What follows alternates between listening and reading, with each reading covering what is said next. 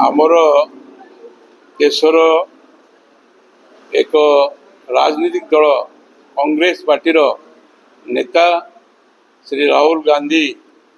विदेश गस्त तथा अमेरिका गस्त समय संविधान विरोध रे एवं संरक्षण विरोध रे जो वक्तव्य रखिंट जो मंतव्य देइछंती कि आरक्षण जो विरोध करिसेंती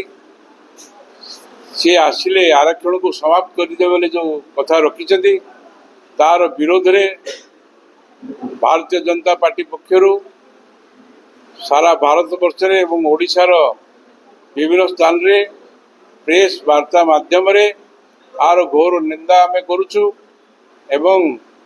आमे दाबी उपस्थान करुचु। तो यही भलिया वक्तव्य से क्षांत हुंतु तांकर सरकार समय रे एवं तांकर जो दीर्घ 57 वर्षर कांग्रेस सरकार समय दलित मानक प्रति अनुसूचित जाति जनजाति और अन्य पछुआ वर्ग प्रति जो भाया अन्याय होइछि जो भाया अत्याचार होइछि ताकू आज लोकलोचन को आमे आणुचु जनसाधारण जानतु सेमानक समय जो भले भाव दलित समाज अन्य अनुसूचित जाति जनजाति समाज जो आगो को बढ़िया कथा समाज मुख्य स्रोत सामिल हवा कथा तार जो भाया हो पार कथा हो पार ना साधारण जनसाधारण जानतु एवं आम सरकार आम यशस्वी प्रधानमंत्री नरेंद्र मोदी जी सरकार समय पूर्वतन प्रधानमंत्री अटल बिहारी वाजपेयी सरकार समय संविधान प्रति आमर जो यथेष्ट सम्मान ताकू आमे रखीचु एवं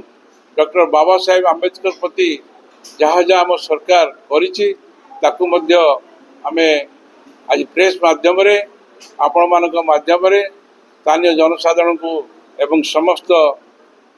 ओडिशावासी को मध्य आमे रखीचु एवं ता सहित आउ थरे आमर राहुल गांधी जी जो भली भाव में दलित विरोधी मंतव्य देइछथि ताको आमे घोर निंदा करूछु। धन्यवाद, नमस्कार।